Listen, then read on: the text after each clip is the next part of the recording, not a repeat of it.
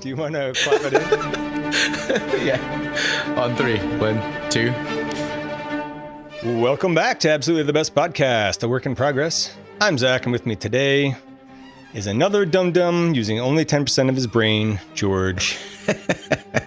Hello. This is Series 2, Episode 3.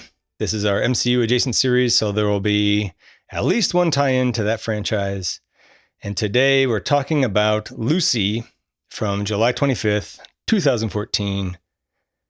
We don't have a ranking system for Series 2, luckily for this movie.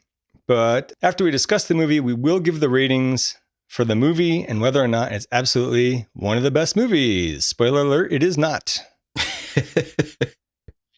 I chose this movie kind of as a prank to you, knowing how science gripes really get to you. And then I kind of, when I was watching it and rewatching it, I kind of ended up saying, oh, I kind of hurt myself in the foot too, because this movie is painful for me to rewatch too. I was going to say, put a quarter in your ass because you played yourself. That's a good one. Yeah. I didn't make that up. That's some rap lyric. Sorry, I forgot who it was. As a reminder, we assume the listener has seen the movie before, and of course, there will be spoilers. So, since this was your pick, I want you to go first with the movie memories. I really don't have any movie memories. I remember actually being excited about this movie because, Scarlett Johansson has a movie, and it's about the unlocking of the full potential of your brain. I was like, how bad could it be? And it was pretty bad. That's all I remember. And when we were choosing the MCU adjacent ones, I was like, you know what would really go up? What would really rub Zach the wrong way? Lucy. It's so bad. I almost am like, I can't waste my time complaining about every detail in this movie. But that's why I thought it would make for great content, because I just thought it would be so amusing to hear how much you. We will see. We will see. I don't think I saw this in the theater. It looked bad. I don't have a ticket stub, so that would support my theory. I didn't see it in the theater. All I remember before rewatching it is that she turns into a giant USB stick at the end when she uses 100% of her brain or something.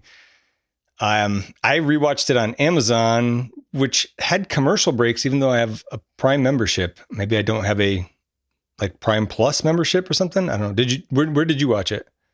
I watched it on Prime, and it had commercial breaks for me too. They were 3 minutes long, and it kept losing my spot. And every time I had to figure out where I was again, I had to wait 3 minutes to start watching again because it was commercials, which was incredibly annoying. So that does not help with my lack of enjoyment of this movie. I took it as a welcome break. Maybe that was the right approach. So I don't know if I'm going to put audio clips in this one, because if I got to go find them and I got to wait 3 minutes of commercials for each one, we'll see. We'll see what happens. If it's a clip that's, somebody put on YouTube or something, I can do something. But is there even anything really quotable in this movie? I have a couple of things that, if I would rather put the quote in than listen to myself do a bad impersonation of it. but we'll see. We'll see. I wrote stupid a lot in my notes. Oh my God, yes. Stupid, dumb, unwatchable, ridiculous.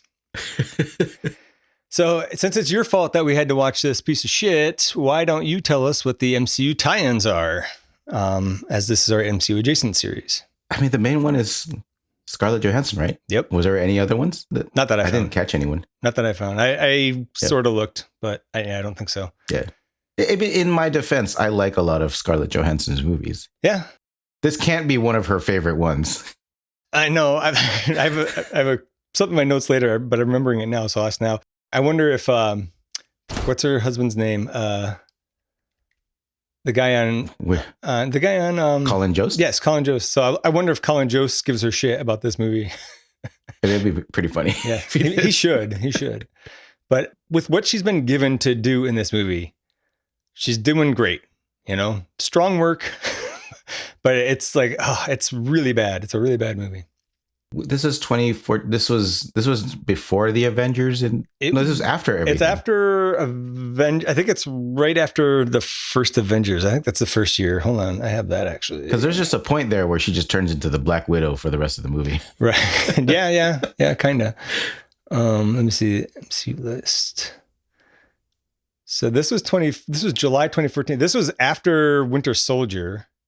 Yeah. So she probably, she obviously filmed it before that came out. It was after Guardians of the Galaxy that she's not in.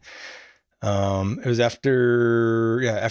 So Avengers in 2012 was probably the last thing that had come out before she, I want to say, recorded this, was acting in it. So. You know what sucks is there's really no reason for this movie to be as bad as it is because Morgan Freeman's in it. The old boy, the Mr. Jang, the guy playing Mr. Jang, the guy from the original Old Boy. I have that in the cast notes actually. Yeah. So I'm flabbergasted. And actually, the first 20 minutes I think is pretty good, and like I was a little bit thinking, did I misremember this movie? But then after that, it's ridiculous and stupid. So then it kicked you in the nuts and said, "Nope, you're right." Yes. So I agree. I feel like even with the dumb premise, it could have been an okay movie. I could have let it go. Yeah. And we haven't even got into the premise. You only use 10% of your brain. That's total bullshit. It's totally made up. It's been completely debunked. I don't even remember where it came from, but it's stupid. But for a good movie, not that bad an idea. This is not a good movie. So it just bothered me. Anyways, getting into the credits, this movie was written and directed by Luc Besson. I liked some Luc Besson movies. This is not one that I like. His better movies include La Femme Nikita, The Professional, and The Fifth Element. I do not like him as a person. I think he's a piece of shit. His second wife was 15 when they started dating. He was 32. Did you know that the opera singer in Fifth Element, that was his wife? Oh, really? She's awesome. Yeah. So I don't know how he gets these women to marry him, but yeah, so his second wife, he knocked her up and married her when she was 16, which I guess is legal wherever they were at. Yeah. And he also hooked up with Mila Jovovich when he was 36 and she was 19, which is less gross, but still kind of gross. His current wife is only 13 years younger and they've been married for 20 years. So maybe he was going through a really long creepy phase and finally got out of it. I don't know. He was also accused of rape in 2018. It was unsubstantiated and was dropped, but given his history, right? I don't know. So he's not great. There's definitely worse, but he's pretty shitty. It's really sad too because I didn't know about any of this until recently. Not like I just before our notes. It's not big news. I think when I mostly clued into it was all the press around The Professional when that came out, which we should cover at some point because that's a great movie and it's MCU adjacent. It's one of my favorites. Yeah, it's great. And supposedly that story is based partly on his relationship with like that 15-year-old that I was just talking about. Jesus. But I don't get that from The Professional at all. I see what's the Natalie Portman. I see Natalie Portman's character. She very clearly is romantically in love with Leon, but it's not reciprocated. He sees her as like a daughter, and he's even freaked out by her. So like to me, I didn't think that was creepy and weird, but apparently it was supposed to be. I don't know. Yeah. Those three movies, by the way, were also like my favorites and why I always held him in such high regard. And I think it was because I had just finished watching Resident Evil and I was looking up like Mia Jovovich and I was like, oh, she was married to Luc Besson. Yeah. And then I went down that rabbit hole and I was like, oh crap, what the hell? Yeah. He's not great. Yeah. The main cast, we have Scarlett Johansson as Lucy Miller, which that name I just pulled out of the Wikipedia. I don't think we ever find out her last name. I guess unless maybe there was a peek at her passport or something. But I didn't care enough. Yeah, I didn't either. But that's what it said in Wikipedia, so I wrote it down. We've discussed her plenty in the past, Scarlett Johansson, because she's an MCU tie-in. We have Morgan Freeman as Professor Samuel Norman. I really like Morgan Freeman, and I don't know why he agreed to this. I think this is his worst movie that I've seen. The worst movie that he's been in that I've seen. I can't really think of a worse movie that he's done that I've seen him in. He must have promised somebody a car or something. Yeah, I don't know. He needed some money. I don't know. So he's not bad in this, but it is a bad movie. Now You See Me 1 and 2 come to mind as being bad movies that he was in, but they're not as stupid as those. They're not great, but they're a lot better than this. I would rather rewatch both of those than ever watch this again. Yep. You pointed out we've got the original Old Boy. It's Choi Min-sik as Mr. Jang. He's the bad guy. I get a very strong Gary Oldman from The Professional vibe from him in this movie, and that's high praise. I like that a lot. Yeah. We have Amir Waked. I don't know how to pronounce his last name. It looks like Waked. Yeah, as Pierre Del Rio. This is the main cop guy that shows up like halfway into the movie or something. He was in Contagion and Geostorm and Wonder Woman 1984, but I don't remember him at all in any of those. I was gonna say, I was like, he was? Yeah, I'm just listing stuff that I saw. Yeah. I didn't even see Geostorm, I don't think, but it's I'm familiar with it. Watch it. Yeah, if you want more science gripes, yeah, we should do a whole movie or a whole series on terrible, like the worst science movies. I could do it very easily. Yeah. Yeah, he has a very familiar face, but I didn't realize. I'm like, I know I've seen him somewhere. And I mean, it's possible it's in these movies, but I don't remember him in those movies. We have Pilu Asbeck as Richard. Richard is Lucy's boyfriend or casual date. I don't know. He doesn't make it much past the beginning of this movie. I didn't realize that he and Scarlett Johansson had worked together before they made the completely not problematic at all 2017 version of Ghost in the Shell. What was so problematic about that? He plays a great shitbird character here. He's just real crappy. I thought he was her pimp or something in the first part of the movie until that girl asked what happened to her. Yeah. What happened to him? Yeah. So it was a boyfriend. I guess it could be both. I don't know. Yeah, could be both. But anyways, he's probably best known as Euron Greyjoy in Game of Thrones. And that's a real wicked character. He's great at it. Yeah. A little too good, maybe. Let's get into the main discussion. Right off the bat, I have a science gripe. There's like an opening animation of cells dividing, right? And is that supposed to be cellular mitosis? Because they move far away from each other after they're split, which is not how mitosis works. They stick together. You're growing an organism. They're not moving far apart. It could be that they're supposed to be single cell organisms, which would then move apart, but they sure don't look like single cell organisms. I didn't see any flagella or anything on them. I don't think the people that inserted that footage also knew what they were putting in there. Probably not.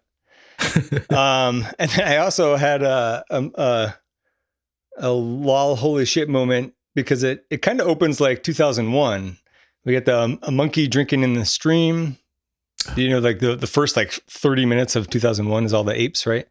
Yeah. And from the Wikipedia, Luc Besson said that he intended for the first part of the movie to be like Leon the Professional. The second part is supposed to be like Inception, which I didn't get at all. And the third part is supposed to be like 2001: A Space Odyssey, which kinda, if you really, wave your hand. But this opening totally reminds me of the 2001 opening. You know what's funny is I read somewhere that this movie took like 10 years to put together, and it does not look like it. I mean, if that's what he was aiming for, I guess I can see how they tried for it and then they just gave up and just threw everything. You could also interpret that as it took 10 years for it to get greenlit. Like he finally had enough sway to have somebody be like, okay, make your dumb movie. Maybe. Yeah. There's a voiceover by Scarlett Johansson. She says, life was given to us 1 billion years ago. What have we done with it? Then the camera pans up. And I don't know if it's like a fast forward to modern day or if it was always modern day, and there was just a monkey in the stream. It wasn't clear to me. And then Lucy is talking to her boyfriend or whatever it is. His name is Richard, outside of this building. And he says that he found out at a museum the other day that the first woman ever was named Lucy. So I guess that was the monkey that they just showed. I don't know. Is he negging her? What's happening here? I don't even know. It felt like one of those, we have to absolutely make this thing sound like the title of this movie and like this girl's name sound like there's some sort of like meaning to the whole thing. Yeah, there's a lot of trying like that in this movie for sure. Also, I'm certain that this is just him being some dumb guy who doesn't really understand, but clearly the monkey's name isn't Lucy. It was like the oldest female that scientists had found. They nicknamed Lucy, right? Right. So her name was probably some combination of grunts and yelling. I don't know. Samantha. So Lucy tries to tell this dude good fucking night, but he's like, nah, do me this one favor. And he needs her to deliver a case to a Mr. Jang inside the building that they're in front of. And then the movie cuts to a very unsubtle clip of a mouse sniffing around some cheese in a trap. I hated all these scenes, these intercuts. like, did he think he was being clever, Luc Besson? Did he think this was neat? See, that's where I'm so frustrated, because in the back of my head, I'm like, there's no way this is the same guy that gave us The Professional and The Fifth Element. Right? So I don't know. Maybe he used up all his good ideas. So also like the mouse sniffing around the trap with cheese in it, it's not even a good analogy because she clearly does not want to do this. It's more like pushing a mouse into a trap. Right. So Richard handcuffs her to the briefcase, which is really fucked. That's not cool. What, that's not how your relationships work? I mean, not anymore. But, and how the movie should have gone from here was she should have bludgeoned him to death with the briefcase and called the cops. Right. They keep cutting in these Animal Planet clips, and it doesn't help with the movie at all. Yeah, I was going to say, it gets better with cheetahs and gazelles. Yes. Well, and like one of them goes on for like a minute and a half or something. It's like really long. It's like, okay, I get it, dude. But at this point in the movie, I was thinking that it's pretty good. Still, I was like, this isn't bad. It's not as bad as I remember. The Jane gang takes Lucy up an elevator and down the hall to see the boss. And I feel like Scarlett Johansson really sells the panic in the scene. She's a really good actress, and This is still a good part of the movie. So, her character has no idea what's going on. She's worried that they're going to cut her hand off to get to the case, right? Because they're not speaking English. This is in Taiwan, by the way, I think, but the gang is Korean and they all speak Korean. Yeah. Which is an interesting choice. I don't know why he picked that, but I thought it was interesting. So, plus 1 point. Oh, this is also where Jang is really reminding me of Gary Oldman in The Professional, just like the faces that he's making. He was really, I like that guy. I would like to see him in more stuff besides Old Boy. I don't need to rewatch that.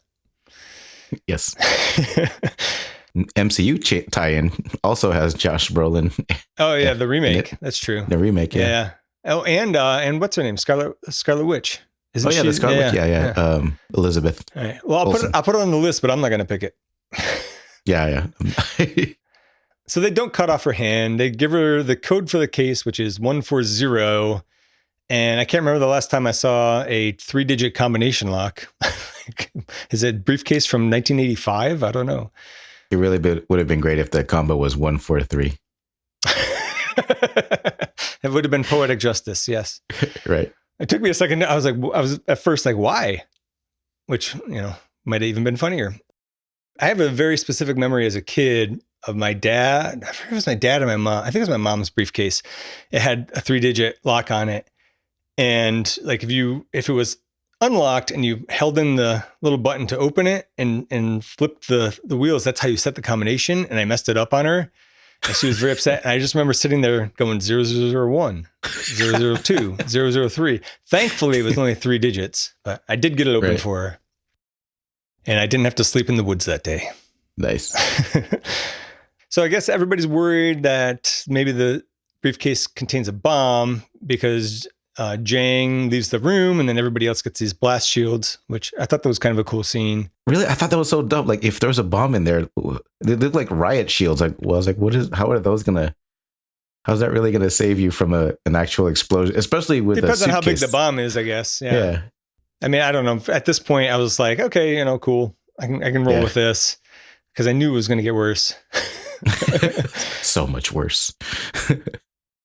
Oh, I really like the way that Jane kind of mimes an explosion sound as she's about to open up the case. Like he's got his back to the wall outside of the room. He's just like, that was cool to me.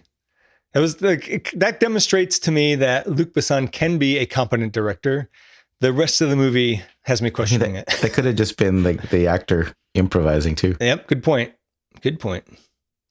So it turns out that the case has 4 pouches of this deep blue crystalline material. It looked like copper sulfate to me. I don't know what they actually used. Jang brings in a junkie to try out the product. He doesn't even crush it. He doesn't even crush it first. It's like these huge, like rock salt. Yeah, I was gonna say, yes, exactly, like a bag of rock salt. Or if you don't live in an area, if you've never lived in an area where you had to salt the roads, like the Himalayan salt grinder that you get at Trader Joe's, like crystals that big, and the guy snorted it.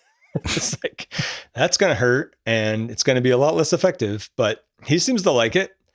And he ends also, wouldn't it have taken longer to take effect? Well, yeah, exactly, because you don't have the. But I mean, who knows how much do you need, right? I don't know. Yeah. So he seems to like it, and he ends up laughing maniacally until Jang kills him, and then Jang offers Lucy a job, and one of Jang's henchmen knocks her out when she refuses. Now the movie shifts focus to Morgan Freeman. He's lecturing on the totally untrue theory that people only use 10% of their brain on average. To be clear, he's giving a lecture on that like it's true, not a lecture debunking it. It's like one of those TEDx something talks. It is a bit not quite TED Talk, but like the offshoot. It's like a TED Talk with a PowerPoint that I would have made. It's not very good. Yeah, it's at this point, it was like the very stupid premise kicks in. I cannot let that slide. Again, if the movie had been better, maybe I could have, but it's not better. He says that most animals only use 3 to 5% of their cerebral capacity, and that humans use more. He says we've done so much using only 10% of our cerebral capacity, and that dolphins use up to 20%. And again, I want to stress that this is bullshit. But I think I could listen to Morgan Freeman lecture on flat eartherism and still be captivated. He's something about his voice and the way he talks is... It's very soothing. Yeah, a bit mesmerizing even. Yeah. This is where I had a note about the cutting to all the different Animal Planet scenes, right? Yeah. There's a lot of that going on, and they're long, and there's a lot of filler here for a 90-minute movie. Now we pick up with Lucy as she wakes up in a pretty nice room, but they sewed the drugs inside her to smuggle them to Europe. Some British doctor gives us the necessary exposition dump. He explains what they did. The drug is called CPH4. I have more on that later. They bring in a bunch of other smugglers, and it's unclear their level of willingness to participate. Everyone gets passports to go to various destinations where some of Jang's people will, quote unquote, recover the merchandise. And he says, don't go to the authorities or they'll murder everyone you know. So I don't recall what happened to this doctor, because he's a real piece of shit, and I thought he had to die a terrible death, but I think he doesn't show up in the rest of the movie. Anywhere after that. So he's still out there doing shitty things. He was definitely one of the, is like, this is it for my lines. I better do a really good job. And he nailed it. Yeah, he was good. I really hated him. So Morgan Freeman's not done lecturing. He talks about time and cells going through time. He really lost me with the part about cells can either be immortal or reproduce. That part confused me. Yeah, this just sounds like made up stuff. He says, in favorable habitats, cells reproduce and hand down information through time. I kind of get that. It more or less makes sense. I reckon this has some analogy to the events of the movie. Will Lucy get to choose immortality? But either way, it's already starting to go downhill for me. Yeah. Okay, so now back to Lucy. There's some really gross creeps who are supposed to get her to the airport, but I guess they decide to sexually assault her at first. She resists, so they beat the shit out of her, which includes some swift kicks to the stomach, and that ruptures the package that's inside of her, which should kill her and should be the end of the movie, but it's going to make her use more of her brain for whatever reason. Isn't it because it leaked? and then the blue stuff inside of her. Yeah. But I'm just saying, like, if you have a package of drugs inside of you that ruptures, you're dead. Right. Because of the drugs, but also you're probably going to bleed to death. I don't know. So anyways, they leave her alone, of course, because it's a dumb movie. And then she flops up the wall and onto the ceiling. So, like, I don't know that part I just did not understand. It was so weird. Like, does the drug fuck with gravity? I think if I had seen this in the theater, I would have walked out at this point. So I'm guessing that this is like a hallucination of hers. We're seeing this, even though it's very clearly, we're looking at it happening to her. It's sort of her hallucination is what we're seeing. Oh, I thought she was legit being like defying gravity and you might be right, but twitching her way. Slightly less stupid as if it's just like a hallucination. No, it's so much better. I didn't think about it your way. Yeah. It's so much better with that as an explanation. And I'm sure that they built a special stage to do this. This is like so much effort for such a dumb scene. So I guess we'll assume hallucination, and other dumb shit happens that doesn't make any sense that I have to also be like, I don't know, hallucination. So Morgan Freeman is still talking. He talks a lot. He says, yes, his lecture goes on forever. Let's imagine for a few moments what our life would be like if we could access, let's say, 20% of our brain's capacity. This first stage would give us access to and control of our own body. I don't know about you, but I'm controlling my own body right now. What does he mean by that? Does he mean like also within time and space, like you can fly if you wanted to? I don't know. Well, that's the only reason why. I think that's why I was thinking that explains why she was okay. All right, sure. Moving up. But and then also there's the part later when she goes to the airport and she like just wills her hair to change length and color. So I guess that's control over your body or something. But I would have worded that differently. He has a line where he says, "We need to push the laws and go from evolution to revolution." And the audience all chuckles. I'm like, where's the joke there? Like, I don't know. The joke is on the audience that paid to watch this movie. Maybe that's like a real knee slapper for super science nerds, which I guess I'm not, because I thought it was a dumb joke.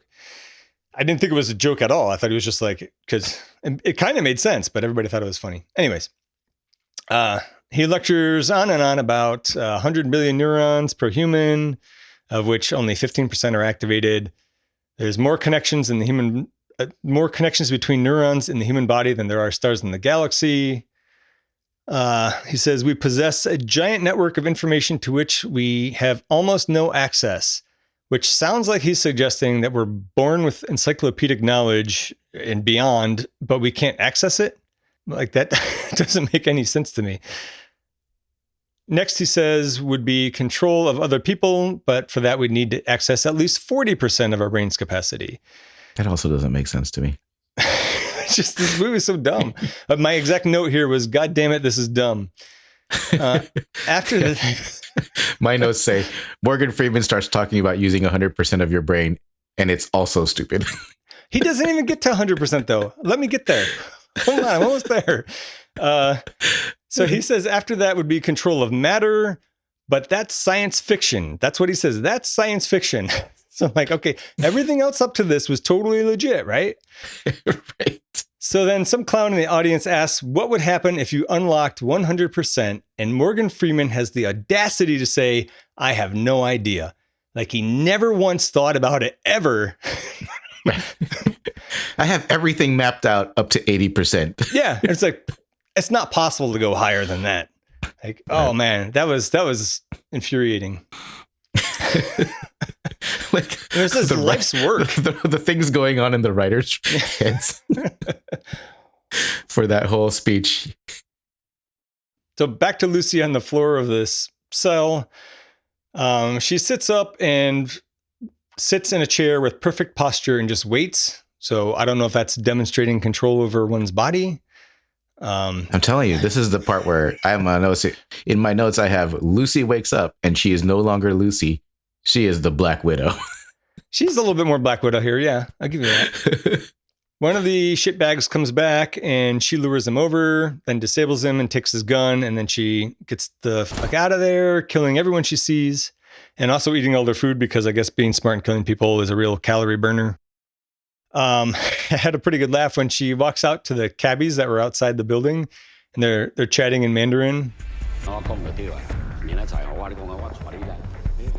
Hey, speak English? No. You speak English? Yes. Take me to the hospital now. Did she kill him? I couldn't tell if she killed him or just shot him in the thought she leg. killed him. Yeah, I think she killed That's him. why I was like, why the fuck did she kill the other guy? They're just cab drivers. Jesus. Yeah. That was one of the few things that made me laugh in this. Then she has that cabbie take her to the hospital. At the hospital, she walks in to an OR, determines that the patient is terminal, shoots him, and then makes the doctor operate on her to remove the drug package. Yeah. No local anesthesia. Maybe that's, again, the control of your body thing. I don't know. Obviously, she learned to control her body and her feelings because her empathy went out the window. Yeah, she's pretty ice cold at this point. Yeah. She calls her mom while this is going on and tells her a bunch of weird shit, like someone who ate mushrooms for the first time or something. I don't know. She's like, I can feel everything. I can feel the space. I can feel the air. I feel vibrations. I feel gravity. I can feel the rotation of the earth. Yeah. She's like, I could feel my brain. Like, I've had some crazy ass trips. And I don't know if I've ever felt like I could feel my brain, but that seems like it would be about that level of brain activity. And then her mom's like, oh, it's a bad connection. I didn't hear what you said.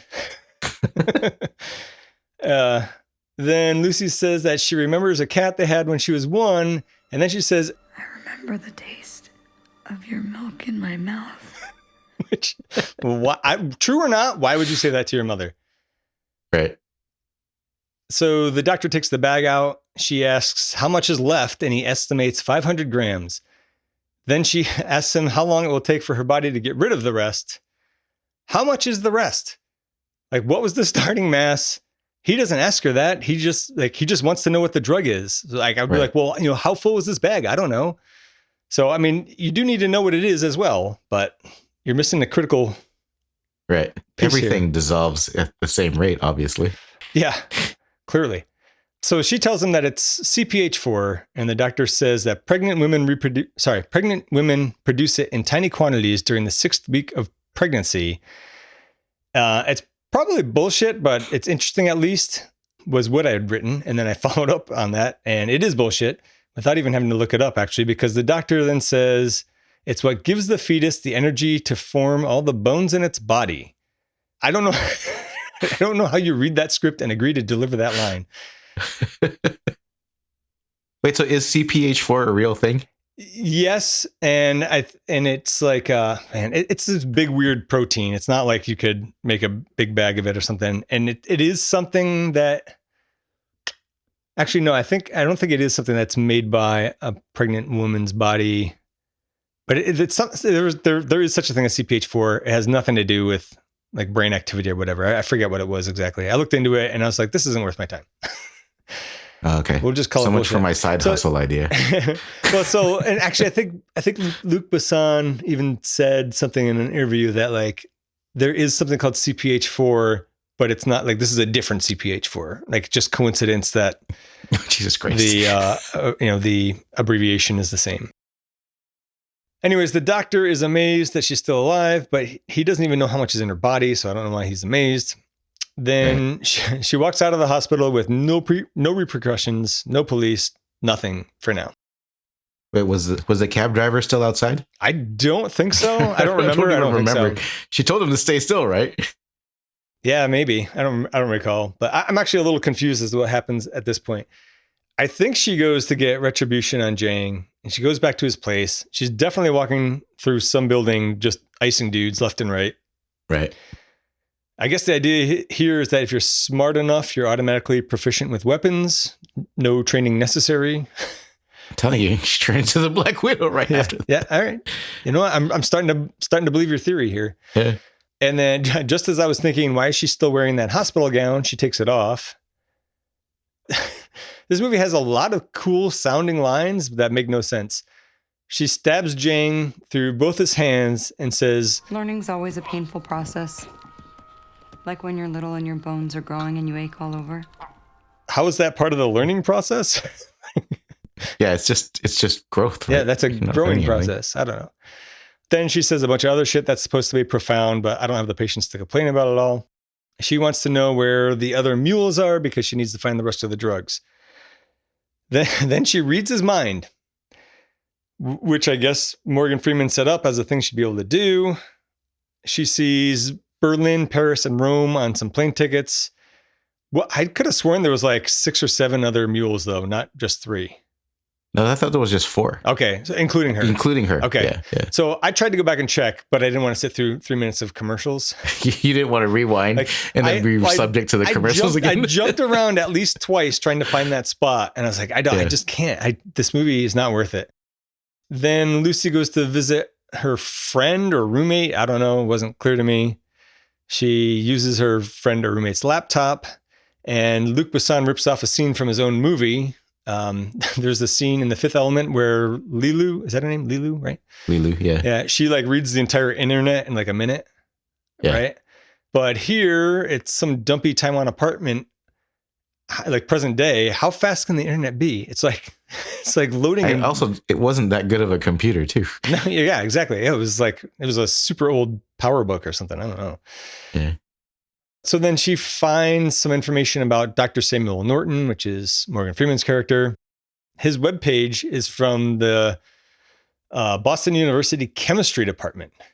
And I was like, why is he in the chemistry department? Shouldn't it be neuroscience or maybe even philosophy? Right. Like it was a weird place for him to have his professorship. You have to have 40% of your brain unlocked to find it there. I guess so. So his bio doesn't even say what his degrees are in. It just says that he has an MD. So he's obviously a medical doctor, but he also has a PhD. I don't know in what. I guess maybe chemistry. Somehow Lucy gets his hotel number and calls him to meet. Then she like hacks into his TV and like FaceTimes him basically. Well, I mean, that's what happens when you read all 6,734 pages of his research. Yeah. So at first I misunderstood that. And I thought she was saying that's how many papers he had. I was like, that's not even possible. But, depending on the papers, depending on collaborators, sure. That's a reasonable number of papers. That's funny because I actually had a note. I was like, that doesn't make any sense. I started digging into it and like, I was able to rewind 10 seconds. I rewinded too. Yeah, I was like, what? Yeah. How many? So she's FaceTiming with him over his TV. And she says, once you hit over 20% brain capacity, the rest opens up, falling like dominoes. Didn't Morgan Freeman say that dolphins use 20% of their brain in his long ass lecture? So how come their brains don't just open up, right? Though being my own worst enemy, she did say over 20%. And I think Morgan Freeman said that excuses like up to 20% or something. So Lucy says that all the things making her human are fading away. This seems like it might be important, but it's probably not. She's going to come see Morgan Freeman. Then she leaves her friend's apartment, but not before forging a prescription for her. I don't remember I don't remember what was said, but she was like, "You're super sick. Take this prescription. Get it filled." And I don't know how she's able to just forge a prescription like that, but all of a sudden she had like X-ray vision too when she walked into the apartment, right? Yeah. I don't remember all the things that she said that her friend had. It sounded like maybe it was like an STD or something. Yeah. So finally, the authorities are onto her. She's all over the news, but no worries because she walks to the airport and she can just shapeshift her hair at will now. Right. Then the title cards let us know that she's at 30%. She calls some French cops and tells them about the drug trafficking ring. She wants the cops to confiscate the drugs for her, I guess. I don't know why they would do that. That's the part that made no sense to me. It's like, well, like even if they get this anonymous tip, like why would they collect it just for her or something? Exactly. So then I was like, well, wait, what percentage is control over other people's bodies? And I guess that's 40%. I referred to my notes from earlier rather than rewinding. So I guess she's counting on being at that level when the time comes. Enough dominoes will fall. By the way, the title card's saying that we're at 30%. Don't worry, the movie's like half over. I really needed those two to figure out exactly where we were. I know. He really, in really relation to the events happening. Like, oh, that explains why she can do that now. Yeah. So now we get a montage of the mules being apprehended. So again, I wasn't sure how many people there were, so I thought maybe it was multiple people in each city from before, but I guess not. It was just 3 other people. So congratulations, movie. One small correction for you. They were different cities too, right? I already forgot what they were. It was like London, Berlin or something. and Paris, I think. Yeah. So these other agencies just said, "Oh yeah, we'll totally listen to you, French police." We're gonna FedEx the drugs that we confiscate over too. Like, what was that? Or I guess Right. they brought they. It wasn't even that. They apprehended the individuals and brought Right. them in. That's what it was. But like they flew them over real quick. I don't know. It wasn't clear to me. I just love international cooperation. There was a line about like we got all 3, and let's see. So now Lucy's flying to Paris on a plane. How hard did you laugh when she's typing on 2 laptops at the same time? So hard. I was just like I think I have it in all caps. I love when people bang on keyboards while nothing happens on the screen.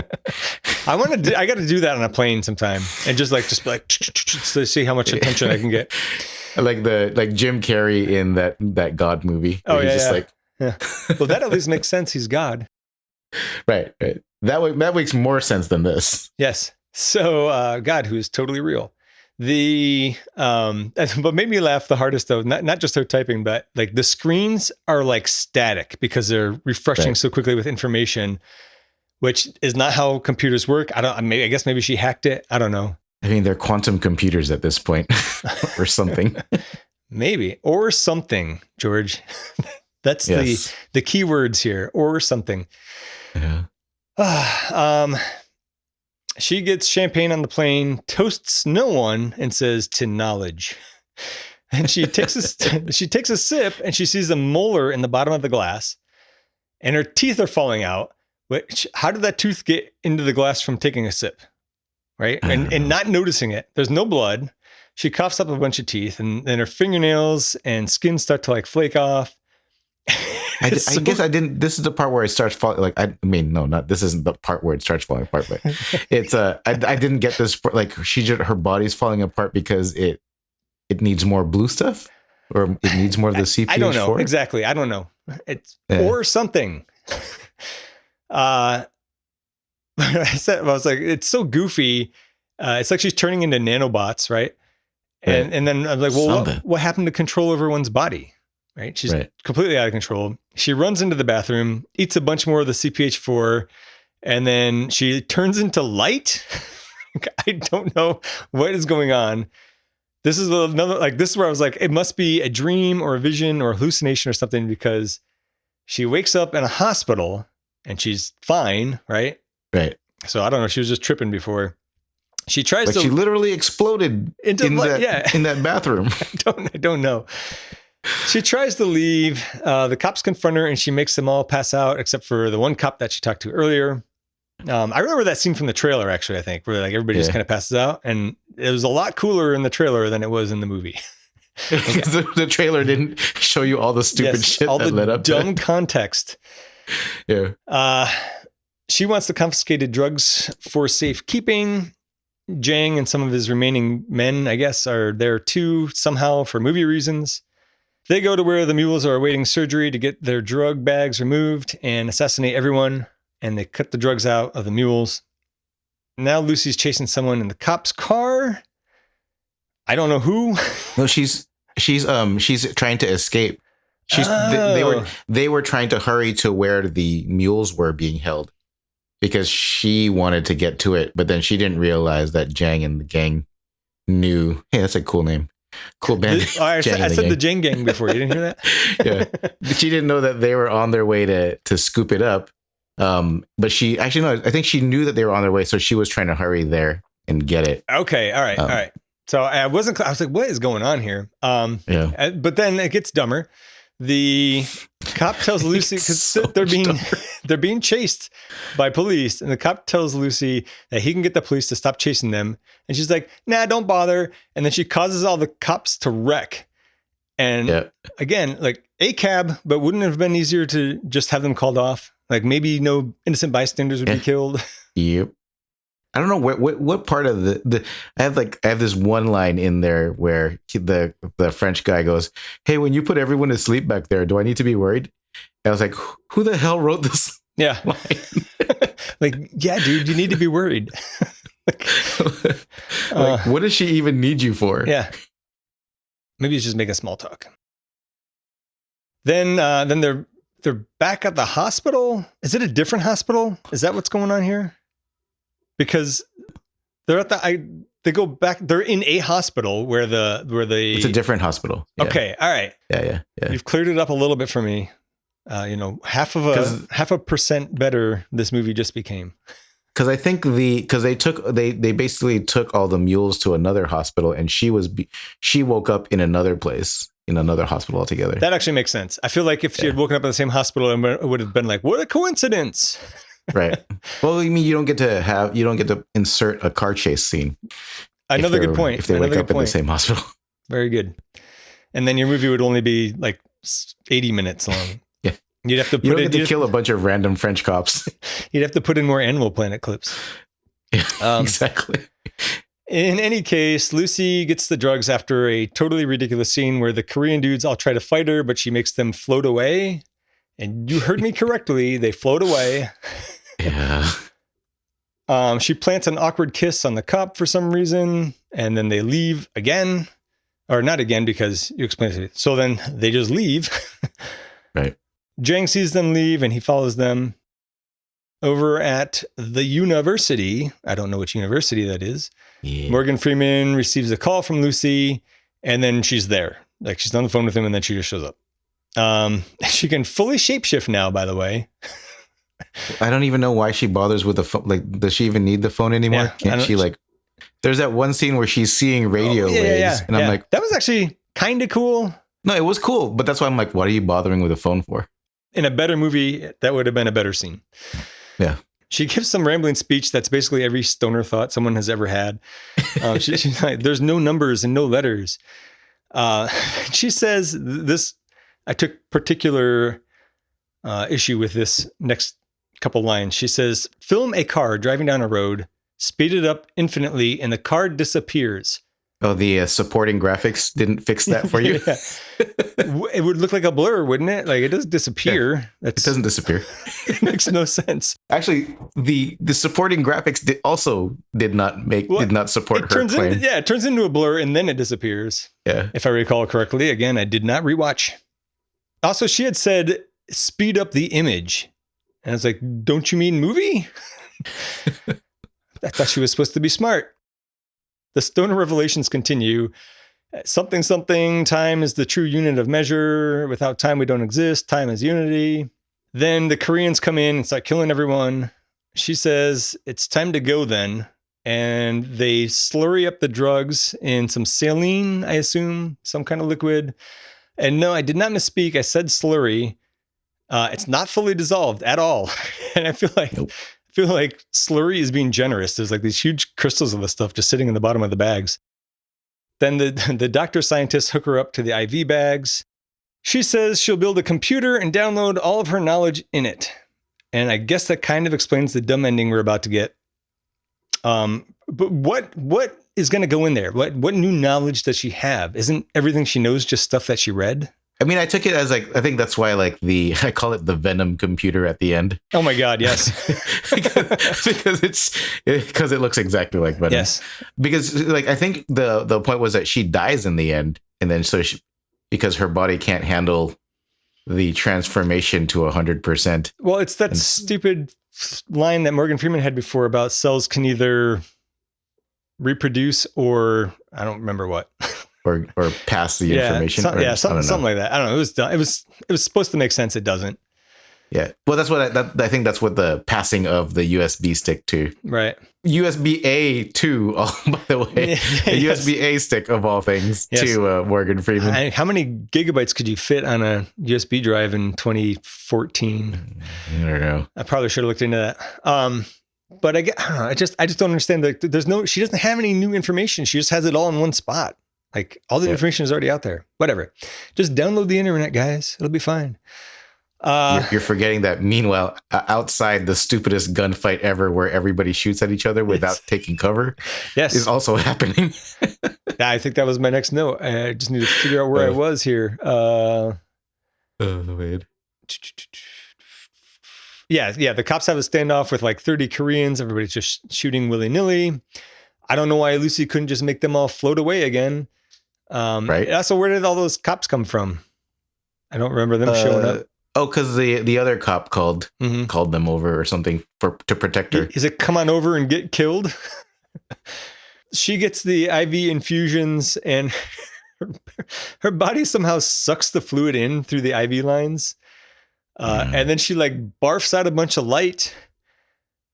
And I got bad news. It's only 70% of her brain capacity, according to the title cards. So she basically turns into the Thing at this point, and she's seeking out computers. She's growing, she's spreading. And there's the shootout in the hallway. At 80%, she blasts everyone into a white void and makes a new generation computer, Morgan Freeman presumes. With this scene, I have to wonder what the actors thought that they were looking at with this new generation computer, because clearly it's not it's not in the room with them, right? It's computer generated. I'm certain they were not imagining something that resembled a colossal gleaming shit pile. Oh, colossal gleaming and moving. Yes, squirming shit pile. Gross. Lucy's at 90% now, if the title cards are to be believed. Mind you, the shootout was still happening, and because Luc Besson loves a rocket launcher, one of the Korean guys blasts the door with one. This knocks Lucy... I can't even say this. This knocks Lucy to the Eiffel Tower or something, is what I have in caps. Or something. I've come to that conclusion once again. She teleports randomly to various places. I don't know what's going on. This is the 2001 thing, I guess, that Luc Besson was trying to imitate. She goes. Yeah, the only thing I think I came up with in my head was that like exactly around the same time that rocket came through, that rocket blew everything up or blew that wall up, she acquired the ability to travel space and time and then started teleporting to different places. I guess so. That's as good an explanation as any. She goes to New York City and rewinds time to the 1920s. I swear I'm not making this up. Then she goes back even further to the dinosaurs, and then she sees Lucy, the first woman or whatever. Then she goes back and sees the formation of the Earth, and that brings her to 99%. And at 99%, she's seen the universe being made, but also her body is back in present day Paris, and Jang is about to shoot her in the back of the head. Yep. Everybody following me so far? What was that the squirmy things? Was that a bunch of sperm? Was that like her dad's sperm, like fertilizing her mom's egg? I don't know. It might as well be. I'm sure it was. I have no idea, dude. Okay. I don't know. There's a bunch of like tadpole looking things squirming, and I was like, wait, so she's just going back to? I think that was the sperm that created the universe. Yeah, that's what that was my other question, because like she had gone back in the past. There's a reason it's called the Big Bang, George. Fair, totally fair. Let's see. At 100%, Lucy's body turns all black. Jang unloads a clip at the back of her head, but she disappeared. I don't know. Frenchie the cop kills Jang, and the colossal gleaming shit pile spits out a USB drive.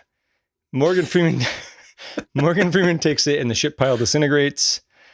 And then the French cop asks Morgan Freeman where Lucy is. Then he gets a text saying, "I am everywhere." And the movie ends with voiceover from Lucy saying, "Life began a billion years ago. Now you know what to do with it." The end. you make stupid ass movies. That's I mean, that's what you do with life, apparently. Did you have any thoughts on that last bit before we move on to changes? No, it was also stupid. I just put the end, thank God. Yes. I can't believe we breezed through this in like an hour, actually, which is good because I have some extra stuff and I know you have some extra stuff. So. Oh, you do? Oh, well, yeah. Okay. But we'll get to that in a minute. No, I don't have anything. We could go straight to the changes. All right. Do you want to go first or you want me to go first? I mean, I can go first because mine's really short. I feel like this movie was fixed when they released Limitless, which you said you hadn't watched. Right. I enjoyed Limitless a lot more with Bradley Cooper and I forget who else is in there. Oh, Robert De Niro is also in there. So it's actually a pretty good watch, I think. I'm hoping I'm not hyping it up too much for you. I mean, it's pretty much got to be better than this. Well, yeah. It doesn't have to do much to be, but Limitless was more like there's a drug that you take that enhances your ability to think and blah, blah, blah. It's kind of like a Flowers for Algernon situation too, right? Yeah. Okay. It's like similar to that actually, because I think when you stop taking the drug, people that stop taking the drugs, they basically revert. They become ding dongs again. Worse. Yeah. So I would only make one change. Actually, I would change the movie that you picked, so I don't have to watch it. Yes. The other way to fix everything is to just not watch this movie. Period. I would like to point out that in the 90 minutes of runtime that this movie has, we could have instead watched 4 episodes of the IT Crowd or Arrested Development, 2 episodes of Breaking Bad or Better Call Saul, 3/4 of The Prestige or most of any other Scarlett Johansson movie, or we could have listened to both of Scarlett Johansson's studio albums with time to spare. Did you know that she had recorded studio albums? No. Where is she on the Billboard or anywhere? Or? I don't know, but I was like, that's interesting. And I listened a little bit. It's not bad. It's like kind of indie rock. I for whatever reason, I thought it'd be like really bad pop rock something. Sing. She's actually the porcupine in Sing. I never saw it, but I did stumble upon that looking into this other thing. And she's a pretty good singer. If that's really her singing, I'm pretty sure it is her singing. It is. Yeah. Yeah. So we don't do ranking, but we do a rating. And would you like to have the honors of rating it first? Like negative Google. So, hey, Iron Man 3 is really not that bad compared to Oh my this. God, I would watch that. What's at the bottom of our list right now Ant-Man 2, for the MCU? Ant-Man and the Wasp. Oh yeah, that's definitely It's not worse better than this. Yeah. I still don't want to watch it again. Oh yeah, I would definitely not assign us to. But this is like, what do you like? Either. Do you have a unit of measure for this? Like with Shaun of the Dead, we did like 9.5 oi pricks out of 10 or something like that. Like if you don't have something, I've got a suggestion. I think you already did it, right? There was a scene in this movie that said time is the only valid unit of measurement. And interesting. You already pointed out all the things we could have watched instead of this movie. That's funny. How do we record that, or what do I put in the spreadsheet for that? I was going to say that this movie's a 10%, and so suggest that be the rating. What do you want to go with? We can go with the 10%. Okay. With this is just percentage. it's just so bad. We should just move on to it. So I would say that the first 20 minutes is pretty good. Okay. Yeah. And I could almost get behind the premise, no matter how, it was very stupid, but the rest of the movie was just dumb and convoluted. It's like Zack Snyder level of stupid. Oh, that's pretty bad. And what's interesting is that the movie, it feels rushed, but I'm glad it wasn't longer. And I feel like Luc Besson is better than this. He's a creep, but that's besides the point. So the top critics gave it 75%. What? Yeah, with a 6.4 out of 10 average rating. Were these like brain dead critics? Like, how does it get so high? I don't know. But if you look at all critics, it drops to 67%, which is still pretty high if you ask me. 6.1 out of 10. The Rotten Tomatoes audience is 47%, and I feel like they are more correct. average rating of 3.2 out of 5. So like a 6.4 out of 10. So, oh my God. Like, Wait, so according to Rotten Tomatoes, what movies are worse than this?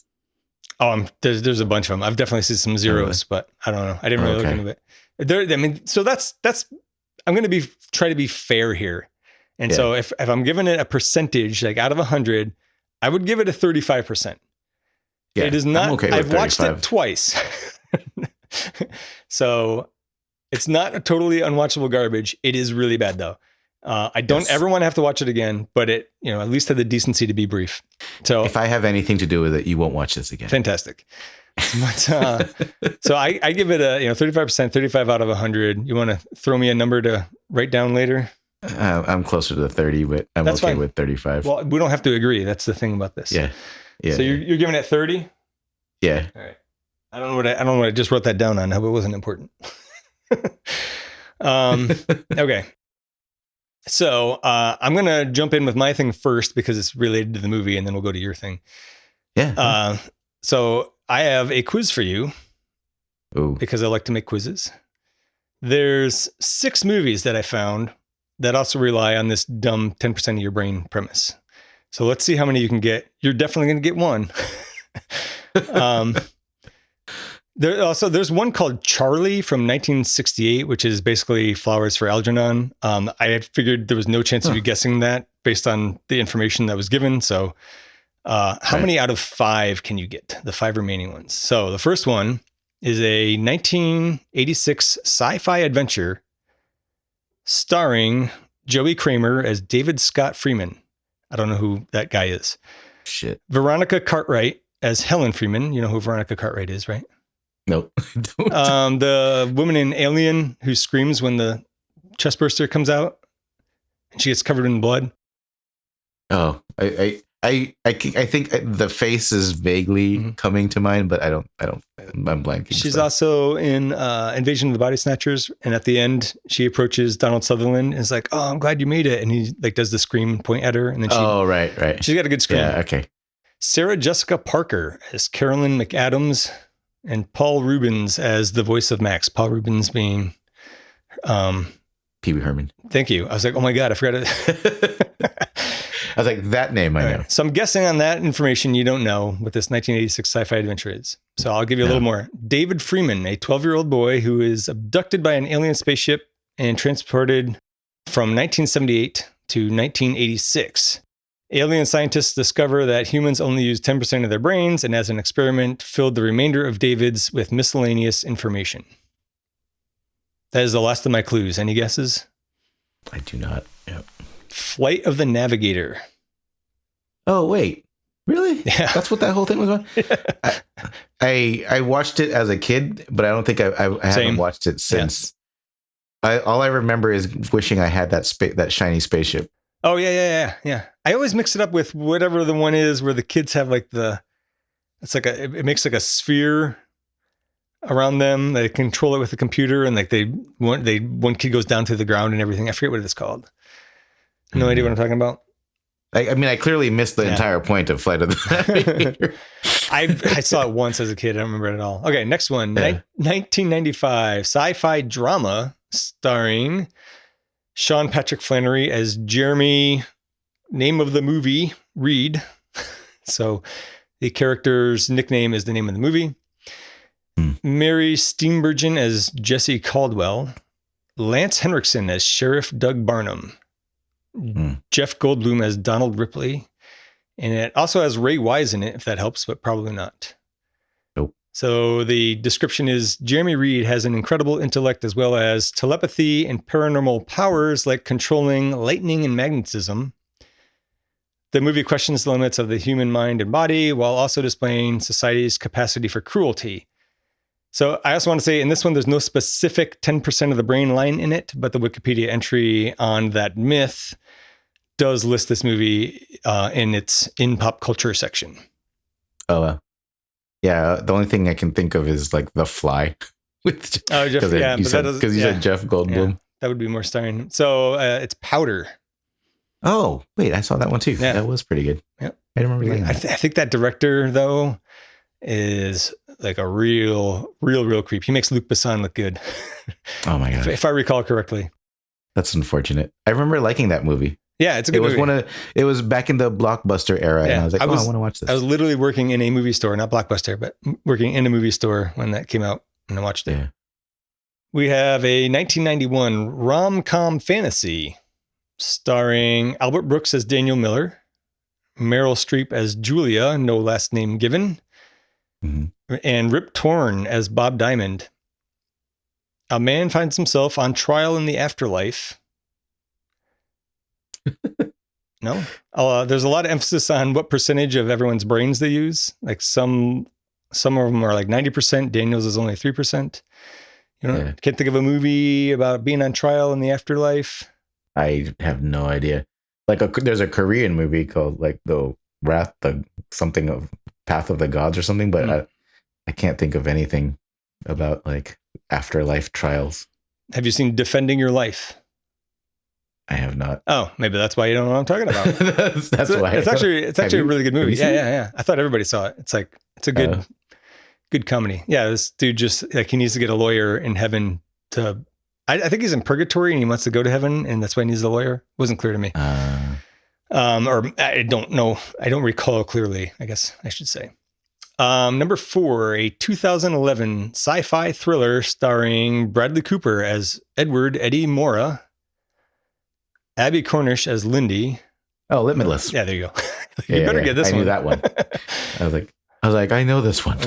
After you brought it up in the beginning, I was like, oh, he's definitely going to get this one. So last one, 1996, a rom-fan drama, romantic fantasy drama starring John Travolta. Phenomenon. Yep, there you go. This one I knew. Yeah.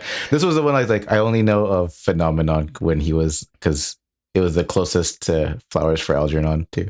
Yeah, well, this was another one where there was not a specific 10% of the brain reference, but it was listed in that section of the Wikipedia entry on that myth. I really liked Phenomenon. Yeah, it's good. That a lot. It's good. Yeah. And he had that other movie right around then too, like Michael, where he's an angel, and I was confused the two. I don't think I saw that one. So that's it for Lucy. Next up, eventually at some point, but I don't know when, for series 2, I'm going to drop some clues for you on this one, George. See if you guess. I'm going to pick the next one, right? Yeah. This is arguably the most MCU adjacent we could get, the most Marvel Cinematic Universe we could get. As in like the most tie-ins to... I don't know about that. I would have to search everything, but the next clue is going to tell you what I mean. It's a Marvel property. So that's one tie-in. It's not MCU, but it's Marvel. Mm-hmm. Let me know if you have a guess. There's the actor tie-ins. We have 2 actors who have had small roles in different MCU movies. If I really, really stretch for tie-ins, one actor in this movie I'm choosing plays a character in a well-known HBO action-adventure fantasy series. That character's name in that show is a homonym for a character in an MCU movie, and a DC one too, apparently. That's a really confusing hint. Let's see. I don't know. Okay, so I'll work backwards now. So for that last hint, the character name homonym for the MCU, the movie is The Eternals. Okay. The small roles from 2 different MCU movies, 2 actors from small roles in MCU movies. That's Ant-Man and Thor Ragnarok. I'm still blanking. What if I said Des and Troy? Oh, right. Ragnarok? And Thor Ragnarok, right? That's when... Carl, you're talking about Carl Urban. Yes. Carl Urban has Des and Troy. What's a Carl Urban movie? That's Marvel. Oh, damn it. I was going to say Dread. That's got, it's Dread. Oh, is it Dread? Yeah. Okay, cool. I was like, is Dread really a Marvel movie? Yeah. I didn't realize that. So it's also got...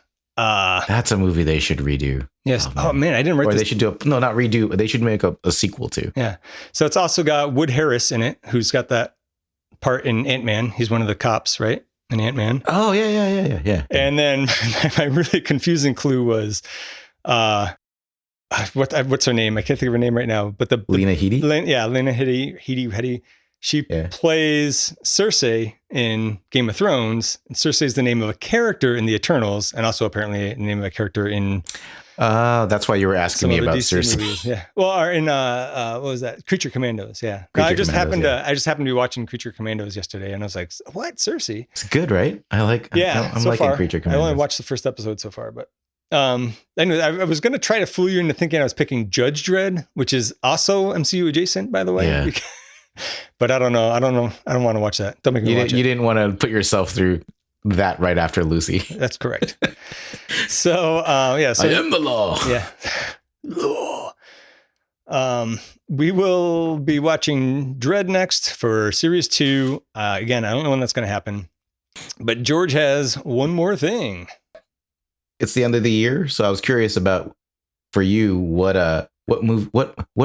comic book related movies are you looking forward to seeing? I'm also leading The Witness because Superman just came out. Right. The Superman trailer came out and I loved it. All right. All right. Let's start actually with DC then. Also, Yeah. so is it the DCU or is It's it just DC.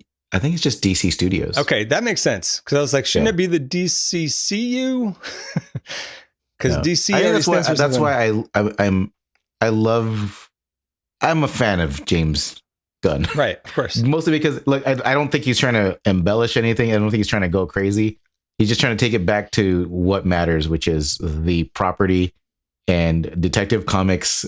Everybody came out of it. So it's just DC Studios, just Okay. plain no universe, like no trying to embellish it with like universe and stuff. Like the comics are related to the Spoiler alert coming up, so skip ahead.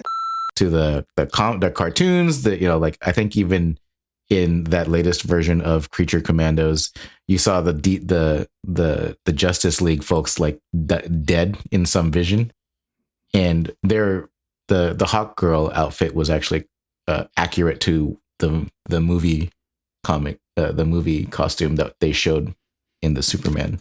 Okay, I'm gonna trailer. say spoiler alert coming up, Oh, so sorry. skip ahead, and then I'll cut that back into where it's supposed to go. I hope. Yeah. Yeah. So anyway, so Superman, he's boring. I don't, it's just I don't get it. He's invulnerable. That kind of makes it boring. But James Gunn definitely got my attention with that trailer at the beginning. He's very clearly been wounded somehow. I want to know how. Right. And I have faith in our Lord and Savior James Gunn. He has yet to let me down as a writer-director. There's been other things he's produced that I have not cared for, but when he writes and directs something, it's been really, really good. And so I have hope. I'm looking forward to that one. Yeah. Same. That's at the top of my list for Marvel and DC. Oh, okay. Like all the It trumps- superhero yeah, I mean, movies you're coming probably, out. yeah, I'd say you're probably right on that too. What else is coming out for DC? I think Batman 2 is coming out. Oh yeah, Batman 2, the Matt Reeves Batman. I think that's not till 2026. Oh, I thought it was like October. I think it's like, October in my- 2026. Oh, I thought But I this liked one. the first one. Yeah. I will watch that for sure. Yeah, it was okay. The first one was okay to me. You just thought it was okay? So I didn't see it in the theater. Yeah. I kind of wish I had, but I was like, ooh, 3 hours and it's DC. I'm not sure. And then I watched it at home and I really enjoyed it. I don't want to say I regretted not seeing it in the theater, but I think I would have liked it. Yeah, it's not. It didn't. It's not bad, but it didn't blow me away the way like Batman Begins did when I first Right. saw that. Yeah. I mean, how So I'm not many times can you as- reinvent the Batman story though? Right. Which is what like I appreciate about Superman. Going back to Superman again, Right. is it's a world where the superheroes are already out and about, Yeah. which is why everybody is saying there's too many characters. But yeah, I saw a comment everybody, the other by day everybody, about how, do you mean me? huh? No, you're not the only one. People, Okay. I saw a lot of comments on the internet about how people thought it was so busy and there's just so many characters that he's introducing, but people are skipping the fact that it's the universe that Superman that they're introducing us to already has active superheroes, and so even just like Superman, right? Mhm. In the Snyderverse Superman, if there was like this galactic level threat where all these, the world engine in is it Batman versus Superman? The world engine in Superman, the Man of Steel, that's what it was. when the Man of Steel was out, and then the World Engine was pumping all the was doing that stupid thing where it pulls everything up and then lets it fall down. Like, why didn't Aquaman come out and be like, what the fuck is going on? When like all the ocean water was coming up, and like I'm assuming a bunch of whales and dolphins were also going up and down. Yeah. I don't know. Like, where was Wonder Woman? Like, all of that was all over the news. Nobody came out to just be like, hey, like, do you need some help? So that was the whole point of it. Okay. Anyway, yeah. What else is DC coming out? That's the only thing. Those are the only two that I can think What of. about Peacemaker season 2 for TV?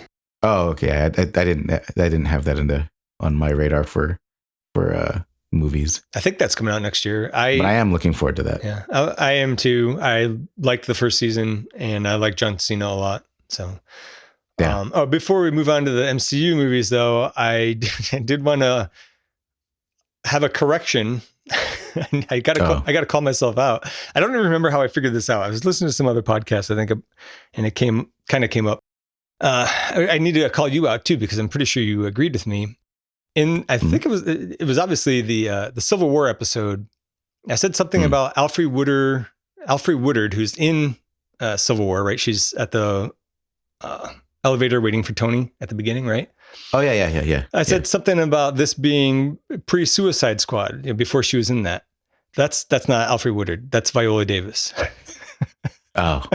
And I was listening to some other podcast where somebody else made a similar mistake, and I was like, wait a minute, did I make that mistake? And I had to go back and listen. I was like, I'm like such a dumb white guy. So my apologies to both Alfre Woodard and Viola Davis. However, they are both tremendous actresses, so they should both feel complimented by that.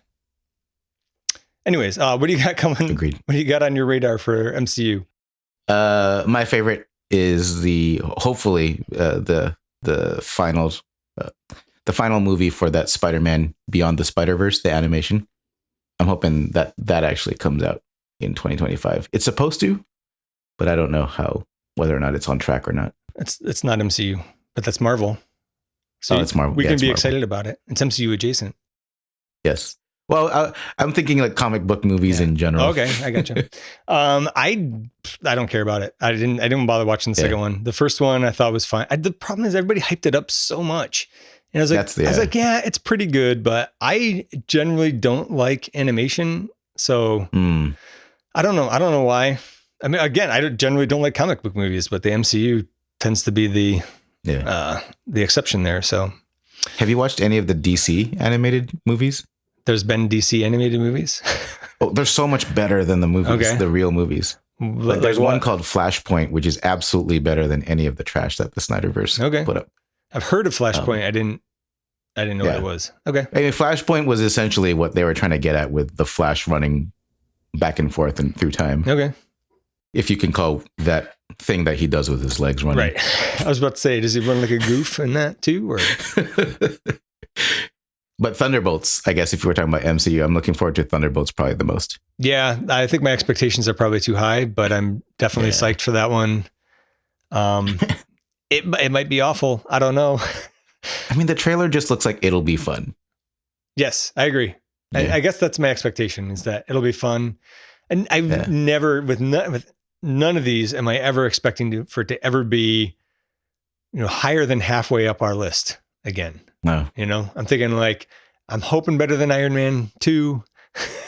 It really better not be like worse than Ant-Man and the Wasp. I mean, it's hard, right? And Endgame put set such a high bar. I know. I feel like the only hope that we have of that ever happening again is with the 2 Avengers movies that the Russo brothers are going to come in and direct. But I do not expect at all that they're going to be that good. I just don't see how it's possible. I'm scared, actually. Yeah. I'm scared that because of Endgame, that Doomsday will actually be a really decent movie, but because it's not Endgame, I won't treat it as fairly. Because Endgame had like the benefit of all these movies leading up to it and teasing it. Yeah. And it's just been a lot of mediocrity leading up to these. Well, I guess there's a few more to go before they get to that. Yeah. Let's see. What else was there? You got Fantastic Four also coming out. Yeah.